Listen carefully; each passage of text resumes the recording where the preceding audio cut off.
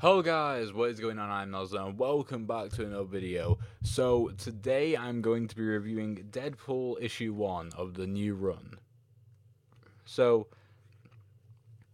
this video isn't going to be as long as my Doctor Strange one or probably any of the reviews today because I don't know whether I'm going to continue reading this. I will probably pick up the second issue, but I'm not going to create a standing order in my local comic book store or anything like that.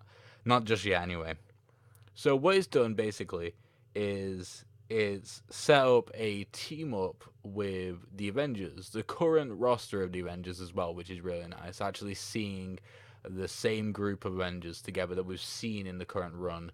Um, Now again, this is probably set after the Avengers story because it's to do with a Celestial, and considering pretty much all the Celestials appeared, well, sort of appeared in the current Avengers run, and this one is a new one, then it would make sense for this to be set after the Avengers, and it wouldn't make sense for it to be set before Avengers or during the Avengers, unless we see Deadpool pop up in Avengers issue 3, which is coming out next week. No, it's not coming out next week. It's coming out the week after. Anyway, and make sure to subscribe so you can see my review on that, as well as all comics coming out that I usually review. Anyway, so this is issue 1, so you want to know what my first impressions are. It's a Deadpool comic. It's fine, I guess. With Ryan Reynolds' voice, it's kind of charismatic. Sometimes he just seems to be really like a kind of like just not nice person, which is what Deadpool is. But um, I've only read a few Deadpool comics, and almost every single time I've not continued reading them because the story lacks substance, and it's just not great. A lot of the comedy doesn't work for me. Like reading the comic, there's only a couple of runs that have really got me going, and that's the Donny Cates Doctor Strange run. I go on about that all the time. If you watch all my videos, then you're probably sick and tired of me saying the name Donny Cates.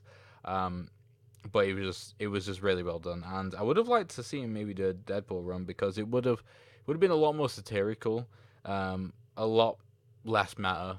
It can be satirical and not meta, but it's like sort of like the sweet spot, I think, at this moment in time anyway in comics. So the comedy didn't really sit very well with me, but the story seems to be kind of interesting. That is the only reason why I'm picking up issue 2. Otherwise, I won't.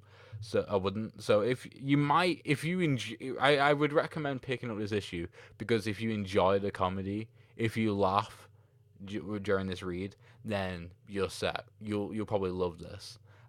Because it's got like the first half has got a lot of that, and then it's got a team up with the Avengers, which is pretty cool. And I'm excited to see where that goes. That is the main bit I'm excited for.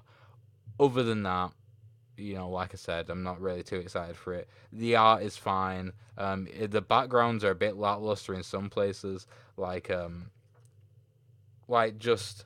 I mean, it's a cinema. I understand, but I mean, you can't really see it. 1 second, I'm trying not to damage the comics. I haven't got it in its sleeve yet.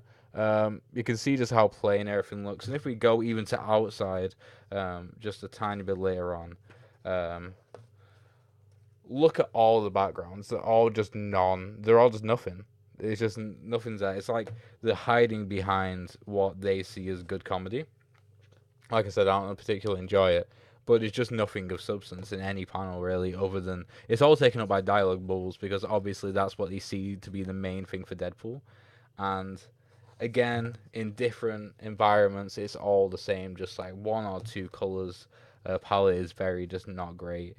Even in Guardians of the Galaxy, even in the Guardians of the Galaxy scenes, even in space, it's all just got like this haze around it. It's like they were scared to put any definitive colors or like outlines or just anything to show that it's a different area on anything because it all seems to be this like one shade of like from blue to purple.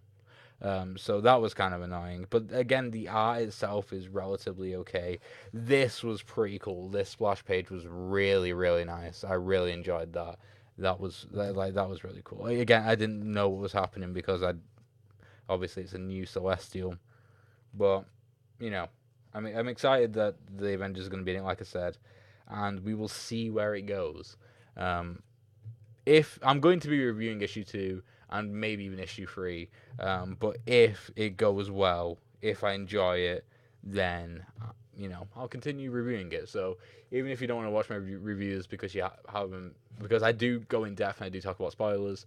If you don't want to watch my reviews because I talk about spoilers, but you might think about picking up in a bit. If you see me reviewing issue 4 or something like that, that is worth buying. Otherwise, I wouldn't carry on reading it. I don't think I'm going to pick up my standing order until like issue 4. Whilst with other runs, I'm probably going to pick it up at issue 2, depending on obviously how they go. It's just that Deadpool is one of those comics that's just kind of like meh, in my opinion, anyway. But that's me for now, guys. So thank you guys for watching. Hopefully enjoyed. I will be doing 2 more comic reviews either today or tomorrow. Hopefully today. Got Justice League and Ant-Man and the Wasp to review as well, because they're all issue 1s. This is the week of issue 1, so yeah. Anyway, thank you guys for watching. Hopefully enjoyed, and I shall see you in the next one. Goodbye.